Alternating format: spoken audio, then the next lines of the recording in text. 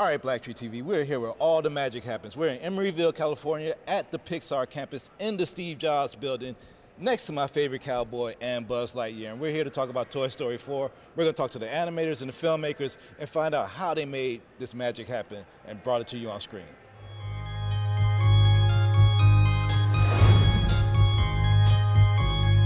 Flows and flows of angel hair and ice cream castles in the air and feathered canyons everywhere. I've looked at clouds that way. What a pleasure. I mean, first, thanks for having me on the campus. There's so much magic that happens here. It's always good to sit here and figure out what goes on and what goes into these projects.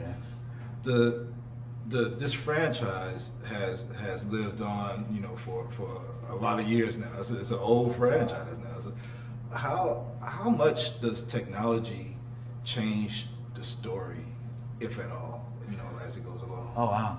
I don't think it ever changes the story. This has always been Woody's story, and when we're talking in the story room about Woody, we're never thinking about the detail on his face or anything like that. It's always like what this movie would be this movie if it was hand drawn or if it was claymation.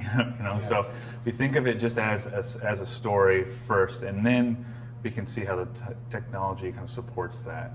Okay. Well, maybe not all the time the technical aspects in the production, but like even today, kids play with more video games than toys, and it's like society is changing. Toys R Us was open in '95. Right now it's almost like so as the story goes on, does those elements play into the effect, or are we staying in Woody's world?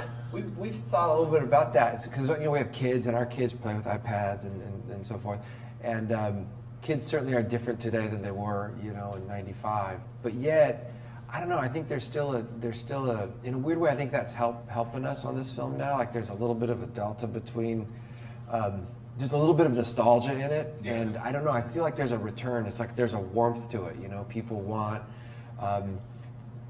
just the purity of playing with toys. And it's funny. It's like our kids have iPads, but they also have toys. My kid takes pictures of her toys with her iPad. Like there's this weird, you know what I mean? Like they've merged it in a weird way. There's like this fusion of it. My kids don't hug their iPads when they go to bed. It's stuffed animals. Toys are like your first friend, when you're a kid, as you talk to your teddy bear, whatever it is. So I still think there's a connection there. And anyway, we hope that's what the and an imagination, right? Our kids have such imaginations, and that's still true today. And so the creation of Forky by Bonnie in this movie, I think, is really reminiscent of what we observe often in our kids. Well, they'll take craft supplies and they'll spend an afternoon just making stuff. Yeah, I think that still holds up.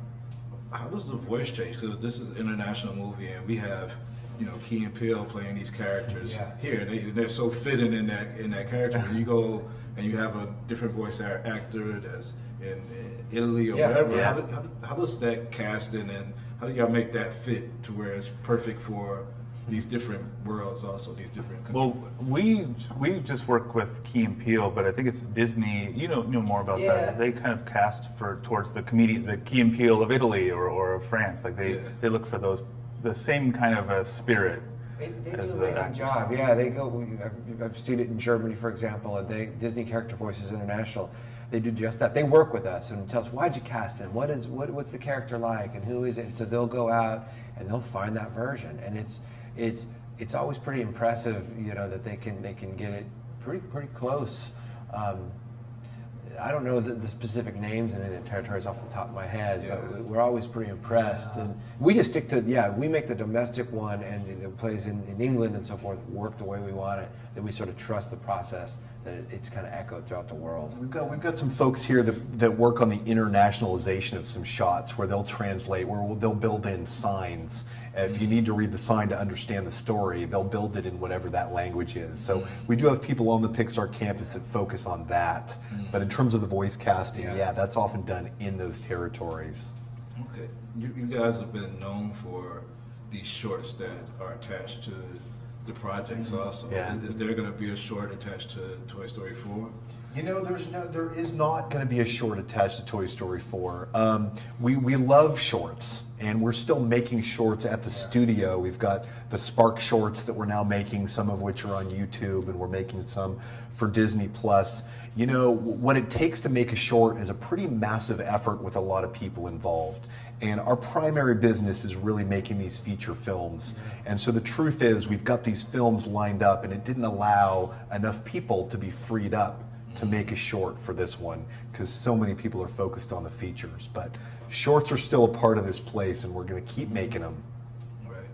I know representation has been talked about in Hollywood over the years, and on the screen we see these toys, and the human characters of the toys are have in the past. There's been some mentions of the diversity of it. I see that Carl Weathers. I think it's Carl Weathers. Yeah, So Carl so- Weathers, yeah.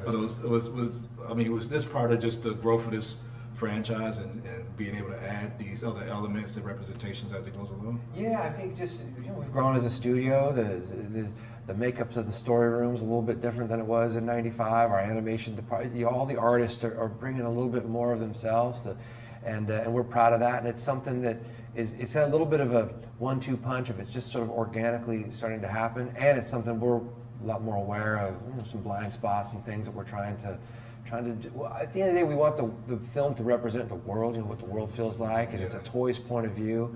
But even for example, in the classroom, seeing Bonnie goes in the classroom, like we just kind of looked at the parents and the kids and just thought, well, what's it look like when I take my kids to school, and what do the parents look like? Just so it's not, quite honestly too, back in 1995, we probably had not a lot of budget for the humans, so we had like 3 base models for the change a couple of t-shirts and hope no one and now we can kind of feather that out a little more accurately. That's one of the things I'm really proud about this film is actually the background characters. They're so diverse. They look, we have these huge crowds in the carnival and everything, and nobody looks exactly, everybody's different, and it's really great.